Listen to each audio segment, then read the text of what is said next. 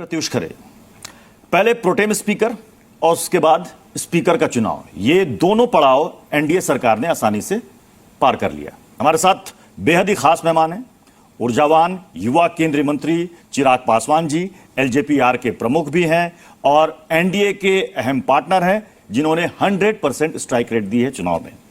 बहुत बहुत स्वागत है आपका चिराग जी।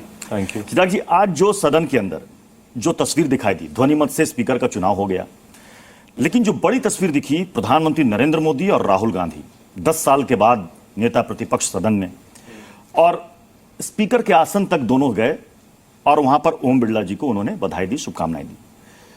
क्या आपको लग रहा है कि इस बार जो कॉन्फिडेंस कांग्रेस के अंदर दिख रहा है, राहुल गांधी के अंदर दिख रहा है, एक कड़ी चुनौती सरकार को पेश की जा सकती है? मुझे नहीं पता कि वो कड़ी चुनौती पेश कर पाएंगे कि नहीं, बट करें ये मेरी इच्छा जरूर रहेगी। एक मजबूत लोकतंत्र की खूबसूरती ही यही होती है जब विपक्ष मजबूत होता है। सरकार के पास ना छुपाने के लिए कुछ है, ना हमारे पास डरने के लिए कुछ है। पूरी तरीके से हमारी सरकार हर विषय पर खुलकर चर्चा करने के लिए तैयार है और हम चाहते भी हैं कि हर विषय पर खुलकर चर्चा हो, क्योंकि सरकार को भी तभी एक मौका मिलता है अपनी बातों को भी मजबूती से सदन के पटल पर रखने का। हाँ, ऐसे में मजबूत भूमिका जो राहुल जी को जो जिम्मेदारी मिली है, वो उस भूमिका को कितना निभा पाएंगे, नहीं निभा पाएंगे, इस पे प्रश्न चिन्ह जरूर खड़ा हो सकता है। बट हाँ, मैं उम्मीद में जरूर करता हूं कि एक मजबूत विपक्ष के तौर पर सदन में विपक्ष आए, सवाल करे, जवाब देने के लिए हम लोग तैयार हैं। शपथ ग्रहण से लेकर आज तक जो विपक्ष की तस्वीर दिखी, चाहे वो अखिलेश यादव हो, चाहे वो राहुल गांधी हो, आपको लग रहा है कि इस बार विपक्ष मजबूत स्थिति में है? 2014 और 19 वाली बात नहीं, कंपेरेटिवली यस। आप मानते हैं? नहीं, बिल्कुल मैं मानता हूँ। संख्या बल की अगर आप बात करें तो कंपेरेटिवली विपक्ष जरूर मजबूत स्थिति में है, पर वो इसका सकारात्मक उपयोग करें अपनी इस मजबूती का, ये अपेक्षा मैं उनसे जरूर रखता हूँ।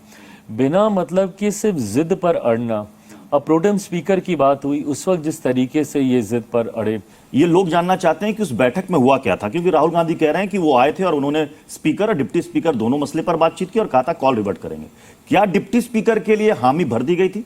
कॉल रिवर्ट की बात ही नहीं हुई थी, क्योंकि उस वक्त माननीय रक्षा मंत्री जी की बातचीत खड़गे साहब से हुई थी और उनको कॉल रिवर्ट कर आगे की जानकारी देनी थी। तीन बार रक्षा मंत्री जी की खड़गे साहब से बातचीत हुई, सारी जानकारी उनको दे दी गई थी। नामांकन से ठीक पहले भी उनकी पार्टी के नाम लेने की जरूरत नहीं है, बट उनकी कांग्रेस पार्टी के साथियों के साथ बातचीत चल रही थी और उस वक्त भी सरकार की तरफ से पूरी तरीके से ये विश्वास उनको दिलाया गया था कि डिप्टी स्पीकर को लेकर चर्चा होगी। और जो ऑफर दिया गया था कि नहीं कि आपको ऑपोजिशन को हम दे रहे हैं? अभी आज की तारीख में तो हम लोग स्पीकर की बात कर रहे थे ना, डिप्टी स्पीकर पे तो कोई चर्चा ही नहीं हो रही थी, पर चर्चा के लिए सरकार पूरी तरीके से तैयार थी, ये सहमति उनको दे दी गई थी। पर दिक्कत ये होती है ना, आज मैंने सदन में भी यही बात बोली कि आप प्रैक्टिस व्हाट यू प्रीच ना, आप जिस आचरण की उम्मीद ट्रेजरी बेंच से लोकसभा में रखते हैं, वैसा आचरण आपका अपनी विधानसभाओं में तो दिखता नहीं है जहां पे आपकी सरकारें हैं। मुझे नाम लेने की जरूरत नहीं है, पर कितने ऐसे राज्य हैं जहां पे विपक्ष के घटक दलों की सरकारें हैं, वहां पे स्पीकर भी आपका, डिप्टी भी आपका। हाँ। और यहाँ लोकसभा में आप हमसे उम्मीद रखते हैं कि भैया स्पीकर के तय होने से पहले हम ये विश्वास आपको दिला दें कि डिप्टी हम आपको देंगे।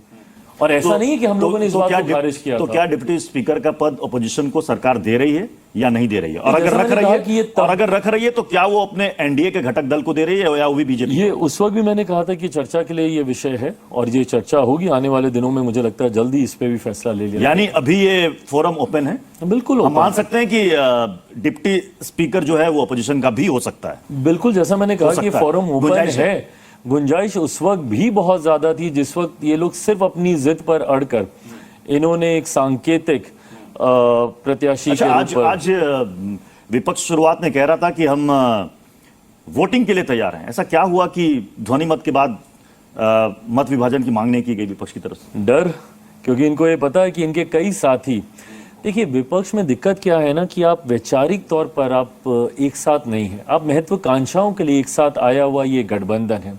इस गठबंधन में कौन लोग हैं? ये वही लोग हैं जो कि एक दूसरे के सामने चुनाव लड़ते रहे हैं, और मैं इस चुनाव की भी मैं बात कर रहा हूं। ऐसे में जब आपकी विचारधाराएं एक नहीं होती हैं तो ये मतभेद रह रहकर देखने को मिलते हैं। आज जिस तरीके से वोटिंग में ही नहीं, वोटिंग में भी विपक्ष ने एकजुट होकर डिवीजन की मांग उनकी तरफ से आई ही नहीं। अगर पूरा विपक्ष एकजुट होकर मांग करता, बट उन्होंने मांग इसीलिए नहीं की क्योंकि उनको डर था इस बात का कि इनकी पोल खुल जाएगी।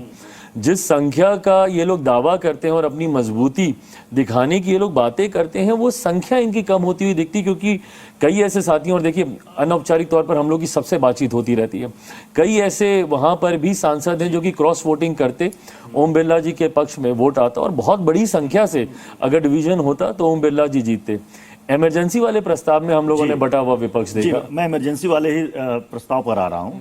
आज एक नया समीकरण भी दिखा, वो इसलिए कि जब इमरजेंसी का प्रस्ताव आया तो शायद कांग्रेस को उम्मीद थी कि उनके जो सहयोगी हैं वो कांग्रेस का साथ देंगे, लेकिन कांग्रेस इसमें अकेली पड़ गई। टीएमसी ने कुछ नहीं कहा, मतलब कि एक तरीके से तो हम इसे क्या माने, क्या ये विपक्ष में डिवीजन पैदा करने के लिए है, या फिर हम आगे एनडीए में एक नए अलाई के तौर पर एक नया समीकरण देख रहे हैं? क्या दीदी इस तरफ तो नहीं आ रही है एनडीए की तरफ? देखिए, भविष्य में कौन आता है नहीं आता है भविष्य के घर में है, बट हाँ, आज की अगर ने ममता बनर्जी के बारे में एक वर्ड इस्तेमाल किया था, ट्रोजन हॉर्स। आज की तारीख में मैं जरूर बोलूंगा, मैं बार बार इस बात को मैं कहता हूं, पुनः मैं दोहरा रहा हूं, महत्वाकांक्षी दलों का ये गठबंधन है, विचारधाराएं एक नहीं है। आज इमरजेंसी जैसा और कोई गलत बात तो स्पीकर के द्वारा वहां पर कहीं नहीं गई।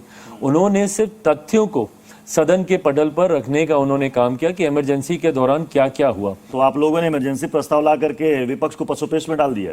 हम लोगों ने पशुपेश में नहीं डाला, ये प्रस्ताव लाना जरूरी था जी। ये एक ऐसा काला अध्याय है इतिहास का जिसकी जानकारी वर्तमान पीढ़ी और आने वाली पीढ़ी को होना जरूरी है। देश को बंदी बनाने का प्रयास किया गया, देश के ऊपर डिक्टेटरशिप थोपने का प्रयास 75 के दशक में किया गया। आज जब 50 साल उसको पूरे होने को आ रहे हैं, उस काले अध्याय को, ऐसे में जरूरी है कि मौजूदा पीढ़ी और आने वाली पीढ़ी इसको जाने और इससे सीख लेकर आगे बढ़ने का काम आप कह रहे हैं कि विपक्ष का बटा हुआ रूप सबने देख लिया। आने वाले भविष्य में एनडीए के अलाइंस कुछ और बढ़ेंगे क्या इंडिया ब्लॉक की तरफ से? मैं बिल्कुल मानता हूं कि बढ़ेंगे। कौन कौन हो सकते हैं? बहुत जल्दी होगा इस पे कोई भी कमेंट करना, और ना ही मैं इस पे कमेंट करना चाहूंगा। आज की तारीख में भी एनडीए मजबूत है, बट हमारे प्रधानमंत्री, देखिए चुनाव से पहले वाईएसआर कांग्रेस की तरफ से सपोर्ट मिल गया कि हम एनडीए के साथ हैं, हालांकि वो दल ना एनडीए के साथ है ना इंडिया ब्लॉक के साथ है। तो क्या भविष्य में कुछ नए पार्टनर्स जुड़ रहे हैं? मैं मानूंगा, और ये विश्वास है मेरा, क्योंकि हमारे प्रधानमंत्री जी की कार्यशैली ही समावेश की रही है।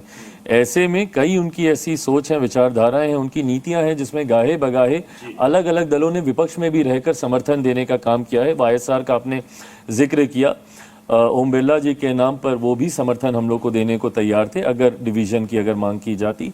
आने वाले दिनों में कई ऐसे घटक दल हैं जो हम लोग के साथ जुड़ने के लिए तैयार है। अच्छा, विपक्ष की सबसे ज्यादा जो नजरें हैं वो है टीडीपी और जेडीयू पर, और एक वक्त में आपने नीतीश कुमार पर काफी निशाने साधे थे। उस वक्त नीतीश कुमार को चिराग पासवान ने पूरी तरीके से स्वीकार कर लिया है, या आने वाले समय में, चूंकि अब 2025 का विधानसभा चुनाव बिहार में है, क्या चाचा पलटी मारेंगे? जो तेजस्वी यादव कहते हैं कि देखते जाइए आगे आगे होता है क्या?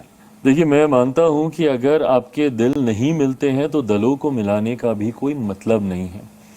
It's better to be out of that alliance rather than being in that alliance, और आप दिल से ना रहें उस अलायंस में। और मैंने इस बात को करके भी दिखाया था 2020 में, जब असहमति थी बिहार विधानसभा चुनाव के दौरान और हम लोग एक पेज पर नहीं आ पाए थे, एक प्लेटफॉर्म पे हम लोग नहीं आ पाए थे, तो मैंने ऑप्ट आउट करना मैंने पसंद किया। मैं उस गठबंधन से मैं बाहर हुआ, अकेले जाकर 2020 का मैंने चुनाव लड़ा। पर हाँ, इस बार पुनः मेरे सामने ये विकल्प था। मैं चाहता अलग हो जाता, मैं चाहता किसी वैकल्पिक ऑल्टरनेटिव अलायंस का मैं हिस्सा बन जाता, उसके साथ मिलकर मैं चुनाव लड़ता। बट हाँ, गठबंधन के भीतर रहकर गठबंधन के साथ गलत करूं, ये उचित नहीं है। तो ऐसे में नीतीश कुमार जी के साथ दिल से हैं? नहीं, पूरी तरीके से दिल से हूं। जैसे मैंने कहा कि फिर मेरे पास विकल्प है ना, मैं अलग हो जाता, मैं अलग होकर मैं चुनाव लड़ लेता। चलिए चिराग पासवान जी, बहुत बहुत शुक्रिया हमसे बात करने के लिए, हमें समय देने के लिए और सभी सवालों का बेबाकी से जवाब देने के लिए। थैंक यू, शुक्रिया।